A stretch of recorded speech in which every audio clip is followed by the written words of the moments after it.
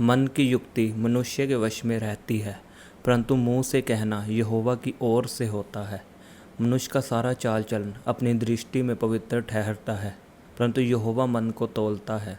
अपने कामों को यहोवा पर डाल दे, इससे तेरी कल्पनाएं सिद्ध होंगी। यहोवा ने सब वस्तुएं विशेष उद्देश्य के लिए बनाई है, वरन दुष्ट को भी विपत्ति भोगने के लिए बनाया है। सब मन के घमंडियों से यहोवा घृणा करता है। मैं दृढ़ता से कहता हूँ, ऐसे लोग निर्दोष न ठहरेंगे।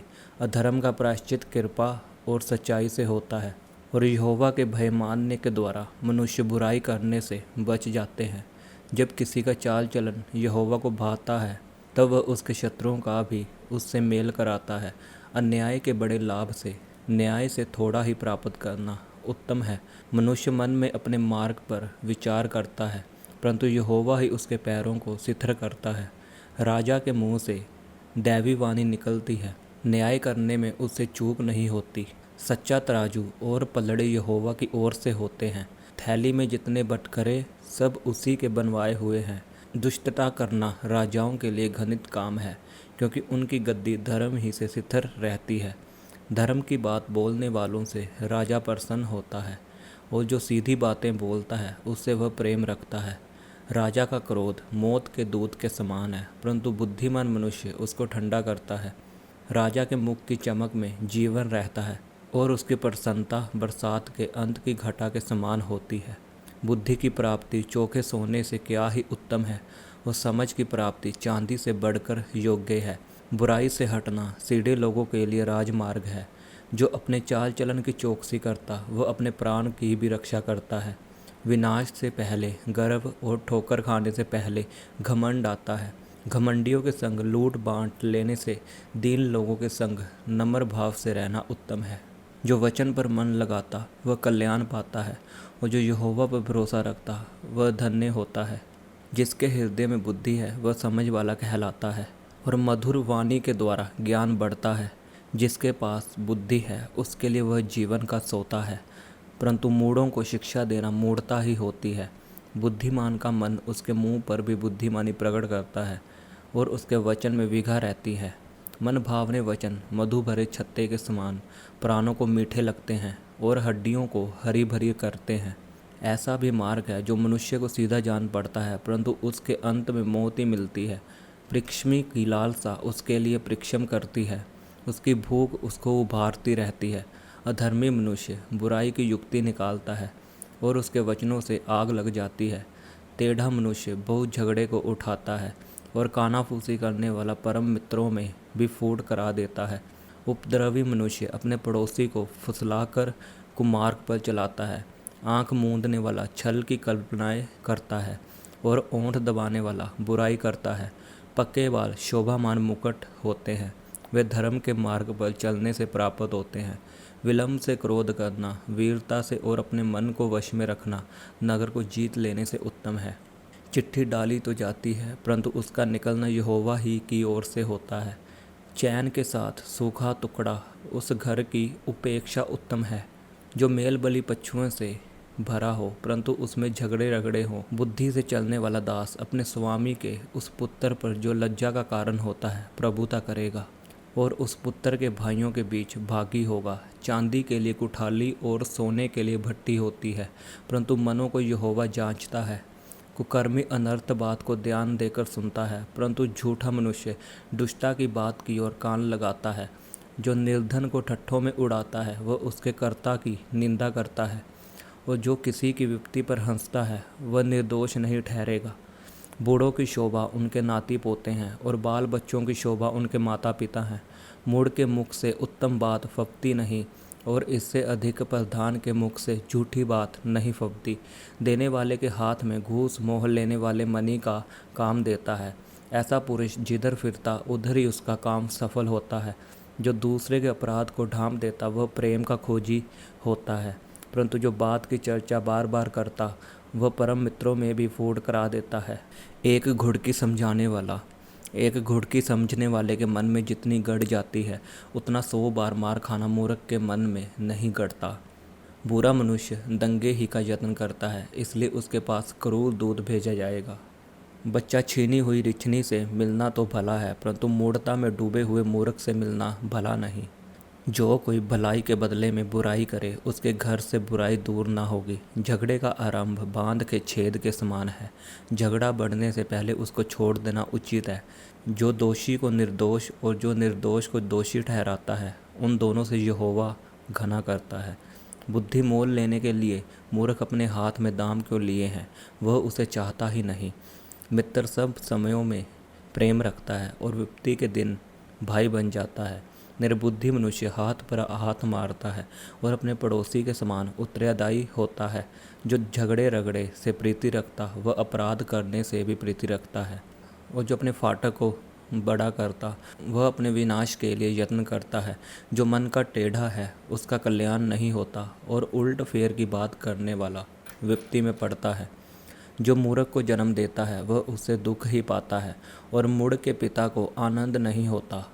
मन का आनंद अच्छी औषधि है, परंतु मन के टूटने से हड्डियां सूख जाती है। दुष्ट जन न्याय बिगाड़ने के लिए अपनी गांठ से घूस निकालता है। बुद्धि समझने वाले के सामने ही रहती है, परंतु मूर्ख की आंखें पृथ्वी के दूर दूर देशों में लगी रहती है। मूर्ख पुत्र से पिता उदास होता है और जननी को शोक होता है। फिर धर्मी से जुर्माना लेना और प्रधानों को कराई के कारण पिटवाना, दोनों काम अच्छे नहीं हैं। जो संभल कर बोलता है, वह ज्ञानी ठहरता है, और जिसकी आत्मा शांत रहती है, वही समझ वाला पुरुष ठहरता है। मूढ़ भी जब चुप रहता है, तब बुद्धिमान गिना जाता है, और जो अपना मुंह बंद रखता है, वह समझ वाला गिना जाता है। जो दूसरों से अलग हो जाता है, वह अपनी ही इच्छा पूरी करने के लिए ऐसा करता है, और सब प्रकार की खरी बुद्धि से बैर करता है। मूर्ख का मन समझ की बातों में नहीं लगता, वह केवल अपने मन की बात प्रकट करना चाहता है। जहाँ दुष्टता आती है, वहाँ अपमान भी आता है, और निरादर के साथ निंदा आती है। मनुष्य के मुँह के वचन गहरा जल और उमंडने वाली नदी बुद्धि के सोते हैं। दुष्ट का पक्ष करना और धर्मी का हक मारना अच्छा नहीं है। बात बढ़ाने से मूर्ख मुकदमा खड़ा करता है और अपने को मार खाने के योग्य दिखाता है। मूर्ख का विनाश उसकी बातों से होता है, और उसके वचन उसके प्राण के लिए फंदे होते हैं।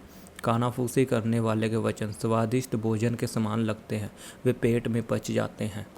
जो काम में आलस करता है, वह बिगाड़ने वाले का भाई ठहरता है। यहोवा का नाम दृढ़ गढ़ है, धर्मी उसमें भागकर सब दुर्घटनाओं से बचता है। धनी का धन उसकी दृष्टि में गढ़ वाला नगर और ऊंचे पर बनी हुई शहर पनाह है। नाश होने से पहले मनुष्य के मन में घमंड, और महिमा पाने से पहले नम्रता होती है। जो बिना बात सुने उत्तर देता है, वह मूढ़ ठहरता और उसका अनादर होता है। रोग में मनुष्य अपनी आत्मा से संभालता है, परंतु जब आत्मा हार जाती है, तब इसे कौन सह सकता है। समझ वाले का मन ज्ञान प्राप्त करता है, और बुद्धिमान ज्ञान की बात की खोज में रहते हैं। भेंट मनुष्य के लिए मार्ग खोल देती है और उसे बड़े लोगों के सामने पहुंचाती है। मुकदमे में जो पहले बोलता, वही सच्चा जान पड़ता है, परंतु बाद में दूसरे पक्ष वाला आकर उसे जांच लेता है। चिट्ठी डालने से झगड़े बंद होते हैं और बलवंतों की लड़ाई का अंत होता है। चिढ़े हुए भाई को मनाना दृढ़ नगर के ले लेने से कठिन होता है, परंतु झगड़े राजभवन के बेंडों के समान हैं। मनुष्य का पेट मुंह की बातों के फल से भरता है, और बोलने से जो कुछ प्राप्त होता है उससे वह तृप्त होता है। जीव के वश में मौत और जीवन दोनों होते हैं, और जो उसे काम में लाना जानता है, वह उसका फल भोगेगा। जिसने स्त्री ब्याह ली, उसने उत्तर पदार्थ पाया है, और यहोवा का अनुग्रह उस पर हुआ है। निर्धन गिड़गिड़ा कर बोलता है, परंतु धनी कड़ा उत्तर देता है। मित्रों के बढ़ाने से तो नाश होता है, परंतु ऐसा मित्र होता है जो भाई से भी अधिक मिला रहता है। जो निर्धन खराई से चलता है, वह उस मूर्ख से उत्तम है जो टेढ़ी बातें बोलता है। मनुष्य का ज्ञान रहित रहना अच्छा नहीं, और जो उतावली से दौड़ता है, वह चूक जाता है।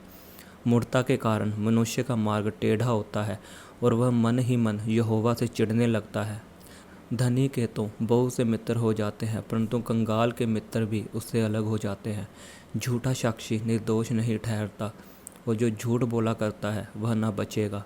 उदार मनुष्य को बहुत से लोग मना लेते हैं, और दानी पुरुष का मित्र सब कोई बनता है। जब निर्धन के सब भाई उससे बैर रखते हैं, तो निश्चय है कि उसके मित्र उससे दूर हो जाएं।